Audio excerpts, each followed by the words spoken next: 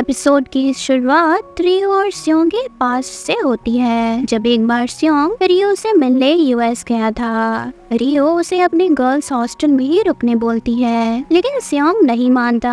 रियो उसे बताती है कि यूएस में ये सब नॉर्मल है और काफी जिद करने के बाद वो सियोंग को रूम पर ले आती है। दोनों खूब ड्रिंक करते हैं। रियो तो उसके कंधे पर ही सो जाती है। सुबह सियोंग की नींद खुलती है तो वो रियो को नीचे सोते हुए देखता है। बहुत ही प्यार से वो उसे ब्लैंकेट भी उठाता है और बोलता है, मैं तुम्हें बहुत पसंद करता हूँ। तभी रियो के मोबाइल पे ब्रियन नाम के लड़के का मैसेज आता है। रियो की नींद भी खुल जाती है। सियोंग ऐसे प्रिटेंड करता है जैसे वो अभी अभी ही जगह है। रियो ब्रियन के टेक्स्ट का रिप्लाई करने लगती है। सियोंग पूछता है कि तुम किसे मैसेज कर रही हो, तो वो बताती है कि ये मेरा न्यू बॉयफ्रेंड है। सियोंग ये सुनकर बहुत सैड हो जाता है। यहीं पर सीन प्रेजेंट में आती है। रियो और सियोंग ग्रिफ के प्रोजेक्ट की खुशी सेलिब्रेट करना चाहते हैं, इसलिए रियो कुकिंग करने लग जाती है ताकि वो कुछ स्पेशल बना सके। सियोंग उसकी मदद करना चाहता था, लेकिन रियो उसे भगा देती है। बाहर से सियोंग रियो को बस देखे जा रहा था। फूड को देखकर सियोंग अंदाजा लगा लेता है कि शायद उसका सेलिब्रेशन तो आज स्पॉइल हो जाएगा, क्योंकि फूड में सिर्फ ग्रीन वेजिटेबल्स ही नजर आ रहे थे। लेकिन जब सियोंग फूड को टेस्ट करता है तो उसे बहुत ही पसंद आती है। रियो के सामने वो फूड को एवरेज ही बोलता है। इतने में मोयम भी उन दोनों को ज्वाइन कर लेती है। सियोंग ड्रिंक्स लेने के लिए बाहर चला जाता है ताकि वो लेटर वाली बात बीच में मोयम नाल ना दे। सियोंग के जाने के बाद मोयम रियो से उसके एक्स बॉयफ्रेंड के बारे में पूछती है। रियो भी उसे वेडिंग फोटोज दिखाने लगती है तो मोयम बोलती है, तुम इन फोटोज में बहुत ही खुश लग रही हो, शायद ये फोटोज तुम्हारे एक्स बॉयफ्रेंड जॉन ने की होगी। ये सुनकर रियो चुप हो जाती है। मोयम उसे पूछती है, क्या तुम अभी उसे लाइक करती हो? रियो रिप्लाई में मोयम को हाँ कहती है। तभी सियोंग भी अपना वॉलेट जो यहाँ भूल गया था उसे लेने आ जाता है और वो ये बात सुन लेता है, जिससे वो सैड हो जाता है। उसकी वेडिंग वाली फोटोज भी देख लेता है। अगले दिन सियोंग रियो को ग्रिफ के अगले प्रोजेक्ट में उसकी हेल्प करने को मना रहा होता है, लेकिन सियोंग तो थोड़ा गुस्से में आकर रियो को सीधे प्रोजेक्ट के लिए ना बोल देता है। वो बोलता है कि मैं नहीं चाहता रियो अपनी पुरानी कंपनी के साथ दोबारा इन्वॉल्व हो। सियोंग सबको रियो के फेयरवेल पार्टी के लिए बुला लेता है। सभी लोग अपने पास्ट के बारे में बातें कर रहे होते हैं। सियोंग को ये बातें अच्छी नहीं लग रही थी, इसलिए वो सबको पास्ट को छोड़कर फ्यूचर पर फोकस करने बोलता है। दानो गार्डन में 4 पत्तों वाला फूल खोज रहा होता है। तभी वहाँ मोयम भी आ जाती है, जो यहाँ उसे बच्ची को खोजते हुए आई हुई थी। फ्लावर ढूंढने में मोयम भी अब दानो की हेल्प करने लगती है और फाइनली वो फ्लावर ढूंढ भी लेती है। लंच करने के बाद रियो सियोंग से पूछती है, क्या तुझे मेरी हेल्प सच में नहीं चाहिए? वो रूडली बोलता है कि तुझे अपने ड्रीम्स को ढूंढने में ज्यादा टाइम देना चाहिए, इसलिए जाकर अपना काम कर। रियो बोलती है, मैं तो बस तेरी हेल्प करना चाहती थी। सियोंग उठकर जाने लगता है तो रियो उसे रोकते हुए पूछती है कि कल से तू मुझे इग्नोर क्यों कर रहा है? मैंने तुझे हर्ट किया है क्या? सियोंग कुछ रिप्लाई करता, इतने में एक लड़की उसे आकर चिपक जाती है और पता चलता है ये तो तेही है, जो कि सियोंग की एक्स गर्लफ्रेंड है। एक बार तेही ने किसी दूसरे लड़के के लिए सियोंग को डंप कर दिया था। सियोंग तो उस पर गुस्सा करने लगता है, लेकिन तेही बताती है वो अब एक ओंगी आर्टिस्ट है जो बहुत ही एक्सपेंसिव बॉल स्पॉट्स और बहुत कुछ बनाती है और वो यहाँ सियोंग के साथ डील करने आई है। सियोंग सीधे उससे मना कर देता है, लेकिन तेही बताती है कि वो इस डील के लिए मिलियंस में पे कर सकती है। इतने पैसों के बारे में सुनकर सियोंग तुरंत ही राजी हो जाता है। लीना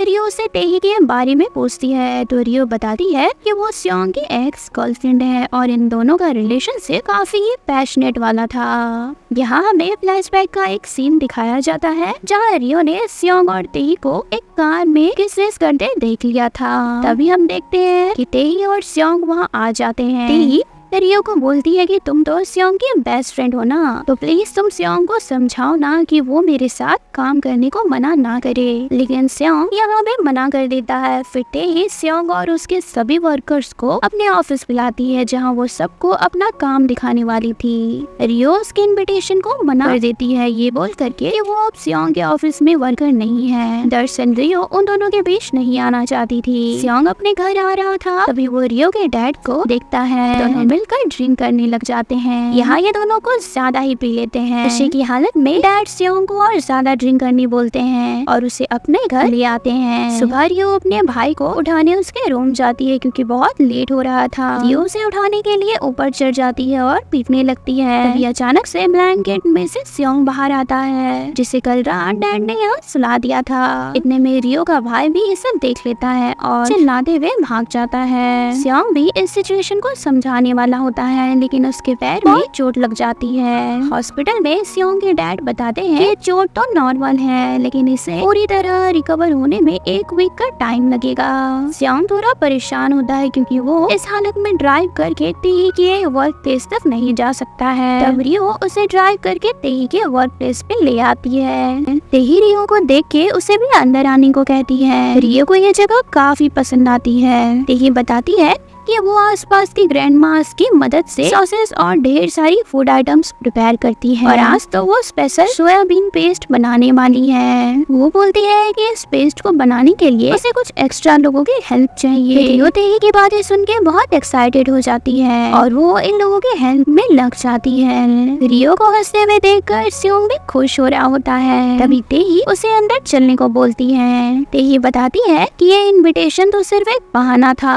दरअसल वो सियोंग के साथ दोबारा रिलेशन में आना चाहती है। सियोंग इसका कोई भी जवाब नहीं देता तो तेही बात को चेंज कर देती है और उसे बोल बनाना सिखाने लगती है। रियो वॉशरूम जारी होती है, वो भी इन दोनों को एक साथ देख लेती है और थोड़ी ऑकवर्ड होकर जाने लगती है। तभी उसका पैर सेल्फ से लग जाता है और ये दोनों रियो को यहाँ देख लेते हैं। रियो सॉरी बोलकर यहाँ से चली जाती है। बाद में वो सियोंग से भी सॉरी बोलती है, लेकिन सियोंग उसे ये बातें नहीं करना चाहता था, इसलिए वो रियो से रूडली बात करके चला जाता है। सियोंग अकेले में बैठकर रियो की वो बात याद करता है कि उसने अभी तक बॉयफ्रेंड को याद रखा है। वो इससे काफी परेशान था। मोयम को एक बच्चे का इमरजेंसी केस मिलता है। पैरामेडिक की टीम जब उसके घर पहुंचती है, वहाँ एक बच्ची बेहोश पड़ी होती है। ये वही बच्ची थी जो मोयम को गार्डन में मिली थी। उसे बच्ची के हाथ में वो 4 लीफ वाली फ्लावर भी दिखती है। पैरामेडिक की टीम तुरंत उसे रेस्क्यू करके ले जाती है। हॉस्पिटल में दानो चिल्लाते हुए आता है और वो उस बच्ची के पास आकर रोने लगता है। यहाँ हमें पता चलता है कि इस बच्ची का नाम योंदो है और ये दानो की डॉटर है। योंदो की तबीयत ठीक हो जाती है, लेकिन मोयम दानो को इतना केयरलेस होने के लिए डांटने लगती है। इधर रियो से गलती से एक जार टूट जाता है तो सियोंग उसे बहुत सुनाने लगता है कि जब काम नहीं आता है तो इतनी एक्साइटेड तुम क्यों हो जाती हो। सियोंग तो उसके फिक्र में ये सब बोलता है, लेकिन रियो को ये सारी बातें अच्छी नहीं लगती कि उसने तेही के सामने उसे रूडली बात की। बारिश स्टार्ट होने से सब लोग तेही के घर में आ जाते हैं। यहाँ रियो सबके लिए एक स्पेशल डिश बनाने लगती है। खाना तैयार होने के बाद रियो सियोंग के बारे में पूछती है। म्योंग बोलता है कि वो कहीं वॉक पर गया हुआ है, जब उसे भूख लगेगी तो वो खुद वापस आ जाएगा। इसके बाद सब लोग खाना खाने लगते हैं। सबको रियो की बनाई ये डिश बहुत पसंद आती है। बाद में तेही रियो से उसके बाउल तोड़ने के बदले इसके रेसिपी भी मांगती है तो रियो खुशी खुशी उसे रेसिपी सिखाने को तैयार हो जाती है। रियो को वो अपने बनाए कुछ एक्सक्लूसिव बॉल्स भी दिखाती है। तेही अब रियो को बताती है कि मैं ये काम इसलिए करती हूँ क्योंकि मुझे बचपन से ही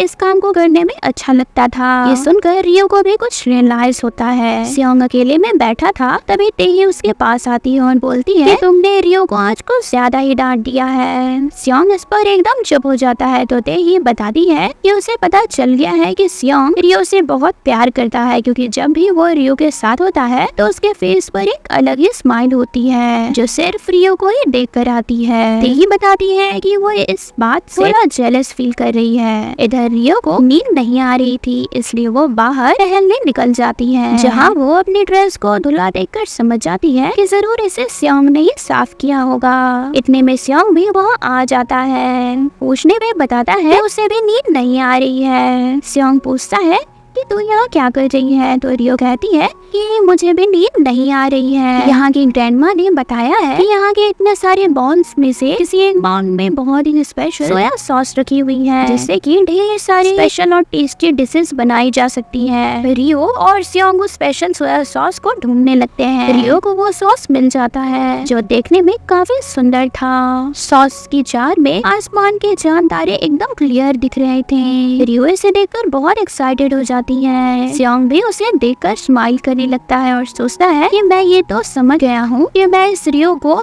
अभी लाइक करता हूँ। रियो से बोलती है कि मैंने फाइनली अपना ड्रीम ढूंढ लिया है। भले ही ये उतना अच्छा ना हो, लेकिन मैंने बचपन से ही कुकिंग करना चाहा है और अब मैं आगे कुकिंग ही करने वाली हूँ। अगले दिन सियोंग रियो के बचपन को याद कर रहा होता है। उसे रियो के सारी फर्स्ट एक्सपीरियंस के बारे में पता था, जब रियो ने पहली बार बाईसाइकिल चलाना सीखा था, यहाँ तक कि जब रियो फर्स्ट टाइम रिजेक्ट हुई थी। सियोंग रियो की वेडिंग फोटोज को देखते हुए बोलता है, मुझे लगा मैं उसके बारे में सब कुछ जानता हूँ। इधर रियो अपने बचपन की एक ड्राइंग को देखती है जो उसने अपने डैड की टेक्स्टबुक की बनाते हुए ड्रॉ की थी। वो अपने डैड के बारे में सोचकर स्माइल करने लगती है। तभी मॉम उसे आवाज देती है, चली जाती है। मॉम रियो को फूड पैक करके देती है और बोलती है इसे सियोंग की फैमिली को दे दो।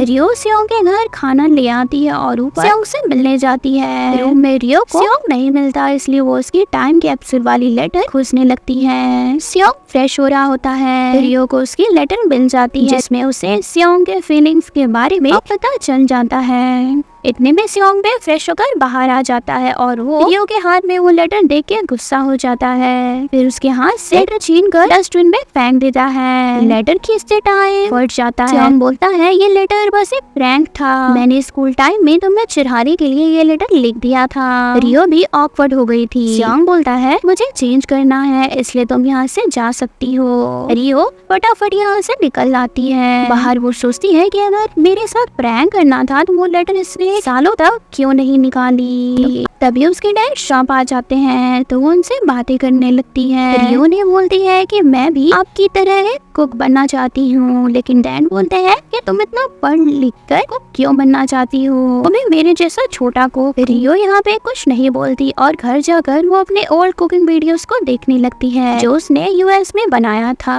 अगले दिन रियो अपने ड्रीम्स पूरा करने के लिए कुकिंग क्लासेस ज्वाइन करती है। बाद में मोयम और रियो मिलते हैं जहाँ रियो उसे अपने कुकिंग क्लास के बारे में बताती है। मोयम इसे काफी खुश होती है और रियो के न्यू ड्रीम को सेलिब्रेट करने के लिए वो लोग आज रात को पार्टी करने का डिसाइड करते हैं। मोयम सियोंग को कॉल करके पार्टी में इनवाइट करती है, लेकिन सियोंग पार्टी में आने से मना कर देता है ये बोलकर कि वो अभी बहुत बिजी चल रहा है। रात में सियोंग घर आ रहा होता है, रास्ते में उसे दानो मिलता है। दोनों बातें करते हुए दानो के घर के पास आ जाते हैं। यहाँ सियोंग को पता चलता है कि दानो तो मोयम के घर के बगल में रहता है। अंदर से भागते हुए योंदो आती है तो सियोंग उसे भी मिलता है। इसके बाद दानो सियोंग को कॉफी पर इनवाइट करता है। सियोंग बातों बातों में अपने फ्रेंड के बारे में बताने लगता है कि मेरा एक दोस्त है जो अपनी चाइल्डहुड फ्रेंड को लाइक करता है। स्कूल टाइम में मेरा फ्रेंड उसे अपनी फीलिंग्स बताने से डरता था क्योंकि इससे उसकी फ्रेंडशिप भी स्पॉइल हो सकती थी। और इधर कुछ दिनों से मेरा फ्रेंड फिर से ऐसी ही सिचुएशन में फंस गया है क्योंकि उसकी चाइल्डहुड फ्रेंड यूएस से वापस जो आ गई है। मतलब सियोंग यहाँ जो कहानी बता रहा था वो उसकी खुद की थी। दानो उसे सजेस्ट करता है कि उसके फ्रेंड को कम से कम अब तो अपनी फीलिंग्स बता ही देनी चाहिए। सियोंग उसे बोलता है कि मेरे फ्रेंड को इधर ही पता चला है कि उसकी क्रश ने यूएस में एक बॉयफ्रेंड भी बना लिया था और बाद में उन दोनों का ब्रेकअप तो हो गया, लेकिन उसकी क्रश के दिल में अभी भी उसके लिए प्यार है और ये बात मेरे फ्रेंड को बहुत बुरी लग रही है। सियोंग की ये सारी बातें बाहर से मोयम भी सुन रही होती है। वो बोलती है ये सियोंग हमेशा से फट्टू ही रहेगा। तभी हमें फ्लैशबैक का एक सीन दिखाया जाता है जब मोयम ने उस टाइम कैप्सूल को खोलकर सबका लेटर पढ़ लिया था और उसे स्कूल टाइम से ही सियोंग के फीलिंग्स के बारे में सब पता था। अगले दिन रियो के मॉम डैड मार रही थी। वो बोलती है कि आजकल तुम इतने लेट से घर आते हो और सुबह भी लेट तक सोते रहते हो, बिल्कुल निकम्मे हो गए हो। मॉम मोबाइल चेक करती है तो उनके मोबाइल पर पैसे डिपॉजिट होने का मैसेज आया हुआ था, लेकिन मॉम को इसके बारे में कुछ भी पता नहीं होता है। रियो अपने कुकिंग क्लास जा रही होती है तो उसे रास्ते में सियोंग भी मिल जाता है क्योंकि दोनों का वर्क प्लेस आस पास ही था। रियो सियोंग को बोलती है कि वो कुकिंग क्लास के बारे में उसके मॉम डैड को ना बताए। सियोंग यहाँ भी बहुत ऑकवर्ड फील कर रहा होता है, इसलिए वो बोलता है मैं नहीं बताऊंगा और अंदर चला जाता है। रात में सियोंग घर जाते हुए रियो के डैड को किसी अननोन लेडी के साथ देखता है। वो इसे इग्नोर करके जाना तो चाहता था, लेकिन उसे अपना बचपन याद आने लगता है जब वो अपनी मॉम को वर्क के सिलसिले में दूसरे मेन के साथ आते जाते देखता था। रियो के डैड घर आते हैं, डोर पर उन्हें स्योंग मिलता है। फिर डैड स्योंग को सारी बात बता देते हैं, लेकिन हमें यहाँ पे कुछ भी नहीं दिखाया जाता। अगले दिन रियो की मॉम अपनी सारी फ्रेंड्स को बताती है आजकल उसके हस्बैंड बहुत ही अजीब होते जा रहे हैं। वो हफ्ते में 3 फ्यूनरल पर जा चुके हैं, जिसमें उन्होंने ढेर सारे पैसे भी स्पेंड किए हैं। तभी उनकी एक फ्रेंड बोलती है, कहीं तुम्हारा हस्बैंड का कोई अफेयर तो नहीं है। मॉम घर आकर उसका सामान चेक करने लगती है, तो वहाँ उन्हें एक लोन डॉक्यूमेंट मिलता है। दानो अकेले बैठकर ड्रिंक कर रहा होता है, तो मोया उसके पास आकर डांटती है, क्योंकि उसे लग रहा था कि दानो ने फिर से अपनी बेटी को अकेला छोड़ा है। दानो बताता है कि वो किंडरगार्टन कैंप पर गई हुई है। दोनों योंदो के बारे में बातें करने लगते हैं। मोया उसे योंदो की मॉम के बारे में भी पूछती है। दानो बोलता है कि वो बहुत दूर जा चुकी है। दानो यहाँ पर बहुत ड्रंक हो जाता है, तो मोया किसी तरह उसे घर ले आती है, लेकिन उसके डस्टबिन के पास लाकर दानो को गिरा देती है और चली जाती है। इधर रियो के डैड जैसे ही घर आते हैं, तो मॉम उसे चिल्ला कर डॉक्यूमेंट और बाकी सभी चीजों के बारे में पूछने लगती है। डैड अपने आप पर बहुत एम्बैरेस फील करते हुए बताते हैं कि आज से कुछ दिनों पहले रेस्टोरेंट में 2 बड़े ब्लॉगर आए थे, जिन्होंने बताया था कि उनके सब्सक्राइबर्स मिलियन में हैं, लेकिन खाना खाते हुए उन्हें एक बाल मिल गया था, जिससे कि वो बहुत ऑफेंड हो गए थे। रियो के डैड उन्हें समझाने की कोशिश कर रहे थे, लेकिन गलती से सूप उसके वॉच पर गिर जाता है, जो कि बहुत एक्सपेंसिव था। दोनों ब्लॉगर उसी दिन से रियो के डैड पैसे ले रहे हैं। रियो के डैड कर्ज चुकाने के लिए नाइट ड्राइवर का काम करने लगे हैं। ये सब सुनकर मॉम चुप हो जाती है, लेकिन डैड बहुत इमोशनल हो जाते हैं। वो बोलते हैं कि मैंने कभी अपने फैमिली को फाइनेंशियली हेल्प नहीं किया, क्योंकि मैं तो बस एक छोटा सा कुक हूँ। ये बातें बोलकर वो तो चले जाते हैं। अगले दिन रियो को याद आता है कि रेस्टोरेंट के अपोजिट में जो एक शॉप है, शायद वहाँ के कैमरा में कुछ रिकॉर्ड हुआ होगा। रियो वहाँ जाती है तो अंकल बताते हैं कि पहले भी वो सीसीटीवी फुटेज चेक कर चुका है। इधर स्यांग उन दोनों ब्लॉगर से मिलने जाता है, तो वो ब्लॉगर उन्हें गरीब बोलकर चिढ़ाने लगते हैं। स्यांग उनकी वॉच लेकर चेक करता है, तो पता चलता है कि ये वॉच एक चीप कॉपी है, क्योंकि रियल वाली वॉच स्यांग के पास होती है। इतने में वो दानो को यहाँ बुला लेता है और प्रोजेक्टर पर उनकी सारी रियलिटी दिखाने लगता है कि कैसे उन्होंने अपने बाल को तोड़कर फूड में मिला लिया था। स्यांग ये पकड़ लेता है कि वॉच तो रेस्टोरेंट में एंटर करने से पहले ही खराब हो चुकी थी, क्योंकि उसमें टाइम 11:45 हो रही थी। कैमरा से ये पता चल रहा था कि ये लोग रेस्टोरेंट में 11:59 में एंटर हुए थे। ये सारी बातें सुनकर दोनों भागने लगते हैं। एक के पीछे दानो जाता है और दूसरे के पीछे स्यांग। दानो से पकड़ लेता है, लेकिन स्यांग दूसरे वाले को पकड़ नहीं पाता है। तभी रियो आकर उसे पीटने लगती है। वो रियो को धक्का दे देता है और उसके नोज से खून भी आने लगता है। स्यांग रियो को संभालता है, तभी रियो का भाई आकर दूसरे ब्लॉगर की हालत खराब कर देता है। मतलब यहाँ उसका जिम वाली ट्रेनिंग थोड़ी बहुत काम आ जाती है। बाद में उन लोगों को सब पुलिस में दे देते हैं। रियो से थैंक बोलती है। स्यांग बोलता है कि तेरे डैड कोई अनजान नहीं है, इसलिए तू मुझे थैंक्स मत बोल। रियो बोलती है कि तो क्या मैं तेरे लिए कोई अननोन पर्सन नहीं हूँ जो तू मुझे कुछ दिनों से इग्नोर किए जा रहा है। स्यांग बोलता है कि अब हम लोग अपने 30s में हैं, इसलिए अब हमें बचपना नहीं करना चाहिए। तेरी अपनी प्राइवेसी है और मेरी अपनी। रात में रियो बस स्यांग के बारे में ही सोच रही होती है, लेकिन उसकी इतनी हिम्मत नहीं होती कि वो स्यांग को नॉक करके विंडो पर बुला सके, इसलिए वो यहाँ से चली जाती है। अगले दिन रियो अपने कुकिंग क्लास में एक डिश बनाती है, जिसे लेकर वो स्यांग के पास आ जाती है। स्यांग देखकर बोलता है कि क्या तुम्हें वो याद है। अब हमें फ्लैशबैक में दिखाया जाता है कि स्यांग ने कोरिया आकर अपनी पहली डिश भी यही खाई थी, जो से रियो ने अपने हाथों से खिलाया था। रियो बोलती है कि मुझे तो वो सब याद है, और मुझे याद कैसे नहीं होगा, हम दोनों बचपन से साथ जो हैं। मैं तो तुझे तेरे मॉम डैड से भी ज्यादा पहचान गई।